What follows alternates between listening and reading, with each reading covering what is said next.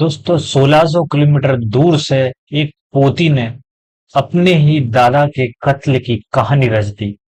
और उसने एक ऐसा खौफनाक कदम उठाया कि इतनी दूर बैठे बैठे ही उसने अपने सगे दादा की सुपारी देकर जान से मारने की साजिश रच दी। ऐसा क्या वजह रही कि एक सगी पोती ने अपने ही दादा को मौत के घाट उतार दी।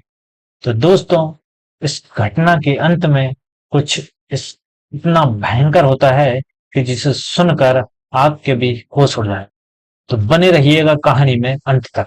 हेलो, नमस्कार, आदाब, स्वागत है आप सभी का आपके अपने यूट्यूब परिवार एलपी क्राइम की कहानी। दोस्तों, मैं आशा करता हूँ आप सभी अपने परिवार के साथ खुश होंगे, स्वस्थ होंगे। चलिए तो बिना देरी के आज की सच्ची घटना की शुरुआत करते हैं। दोस्तों, ये घटना जो है ये गोंडा की है।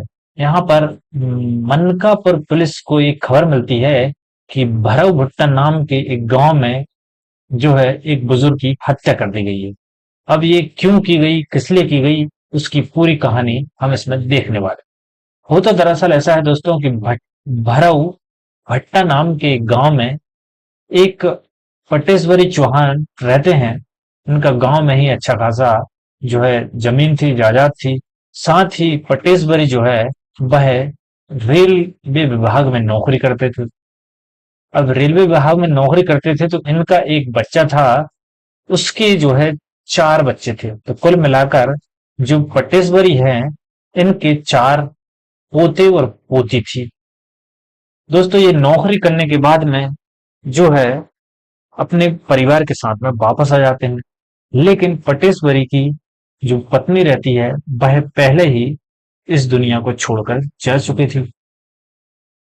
पटेश्वरी अपने गांव भरभुट्टा में ही रहा करते थे। साथ ही इनका जो बच्चे और पोता पोती जो है ये यहाँ पर गोंडा में रहा करते थे, क्योंकि गोंडा जो है एक अच्छा इलाका है।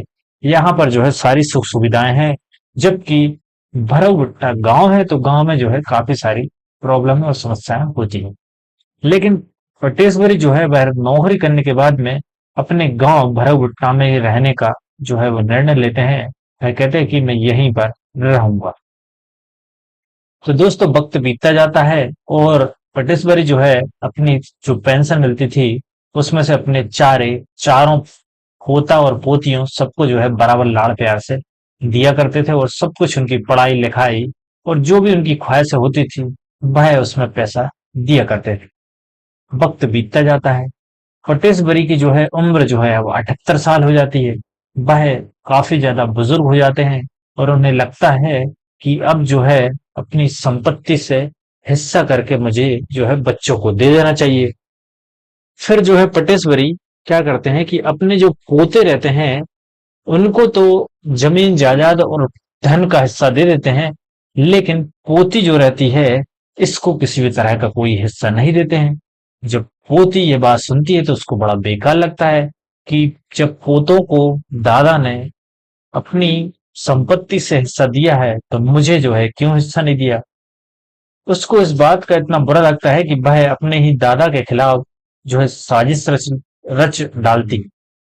वह अपने एक दोस्त दिनेश से इस बारे में चर्चा करती है और कहती है कि उसके दादा ने जो है सबको हिस्सा दिया है और उसको हिस्सा नहीं दिया है। और साथ ही वह दिनेश से कहती है कि अब जो है मुझे अपने दादा को हमेशा के लिए इस दुनिया से हटाना है। उसका दोस्त दिनेश ये बात सुनकर पहले तो डर जाता है, उसके पैरों तले जमीन खिसक जाती है। वह सोचता है कि एक पोती अपने ही दादा को मारने का प्लान कैसे कर सकती है।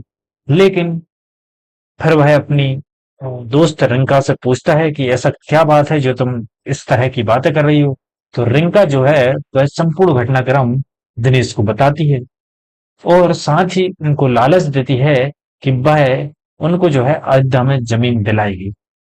इस तरह से दिनेश जो है वह तैयार हो जाता है, साथ ही अपने दो दोस्तों को भी शामिल कर लेता है।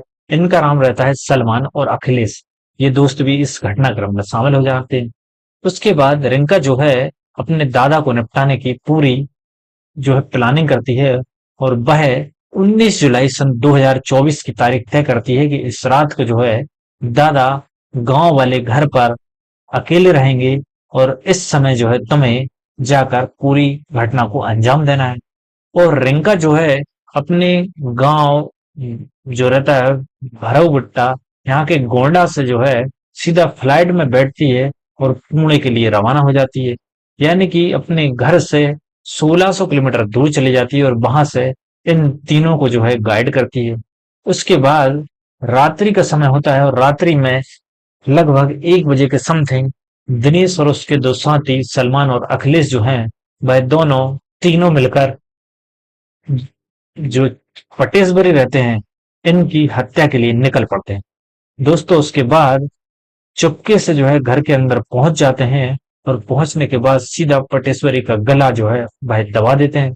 जब पटेश्वरी चौहान का गला दबा दिया जाता है तो उसके बाद ये दोनों जो रहते हैं उसके दिनेश के दोस्त सलमान और अखिलेश यह पटेश्वरी के ऊपर पीठ और गर्दन कई जगह पर जो है कुल्हाड़ी से वार करते हैं। उसके बाद में पटेश्वरी की हत्या हो जाती है और ये तीनों चुपके से जो है वहां से निकल कर बाहर आ जाते हैं। दोस्तों जब ये खबर पटेश्वरी के लड़के को चलती है तो वह एकदम हैरान सा हो जाता है कि पिता की हत्या किसने कर दी। उनका सो किसी के साथ में कोई किसी भी तरह का कोई विवाद नहीं था, वह तो सभी से मिलजुल कर रहते थे। ये बड़ी ही हैरान कर देने वाली बात थी। लेकिन पटेश्वरी के जो लड़का रहता है वह उसके बाद पुलिस के पास में कंप्लेन दर्ज कराता है कि उसके पिता की किसी ने हत्या कर दी है, जो कि 78 साल की उम्र में चल रहे थे।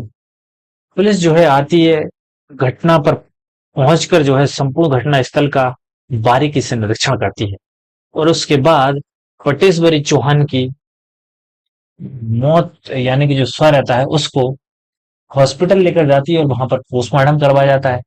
पोस्टमार्टम में जो है उनकी लाश से बहुत सारे घावों के निशान मिलते हैं और जिससे पता चलता है कि उनकी किसी ने साजिश के तहत हत्या की गई है। फिर जो है पुलिस इस घटना का जो मेन क्राइम करने वाला कौन था उसको पकड़ने की तलाश में लग जाती है।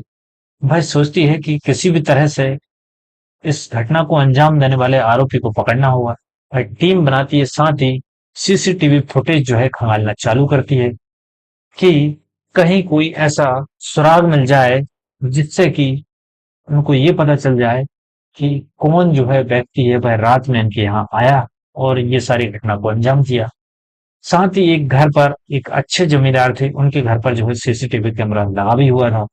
वहां पर जब देखा जाता है तो पता चलता है कि दिनेश नाम का युवक जो कि रात्रि के समय अपने दो दोस्तों को पीछे बैठाकर निकला हुआ था। अब जो है इस व्यक्ति का पता लगाया जाता है। पुलिस के द्वारा गाड़ी नंबर से जो है इस व्यक्ति तक पहुंच जाते हैं और पूरी जानकारी पुलिस के पास में मिल जाती है।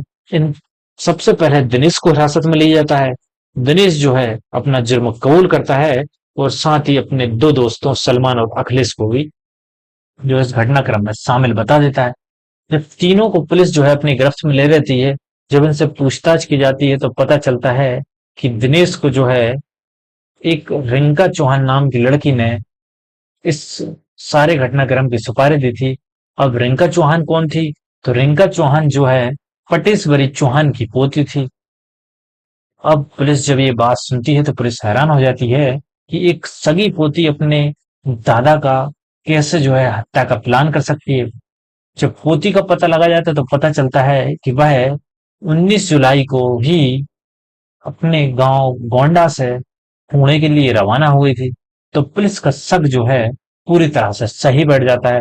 उसके बाद में रिंका चौहान को बुलाया जाता है और उसके फोन की कॉल डिटेल निकलवाई जाती है तो पता चलता है कि रिंका चौहान और दिनेश की कई बार बातचीत हुई थी 19 जुलाई को। सीधे रिंका चौहान से इस बारे में पूछा जाता है कि तुमने इस घटना को क्यों अंजाम दिया। तो वह बताती है कि उसके दादा ने तीनों पोतों को जो है अपनी जमीन जायदाद का हिस्सा दिया, लेकिन उसको किसी भी तरह का कोई हिस्सा नहीं दिया, ना ही किसी प्रकार का कोई धन दिया। इसी बात को लेकर जो है रिंका चौहान नाराज थी और वह अपने दादा की मौत की कहानी लिख देती है। उसके बाद में साथ ही इन तीनों जो आरोपी रहते हैं इनको तो पुलिस के द्वारा गिरफ्तार कर जेल भेज दिया जाता है और जो रिंका रहती है इसको भी जेल भेज दिया जाता है। तो दोस्तों ये थी आज की सच्ची घटना कहानी। आपको कैसी लगी? ये कहानी सिर्फ आपको जागरूकता के उद्देश्य से बताई गई कहानी है, किसी की भावनाओं को आहत पहुंचाना इस कहानी का उद्देश्य बिल्कुल भी नहीं है।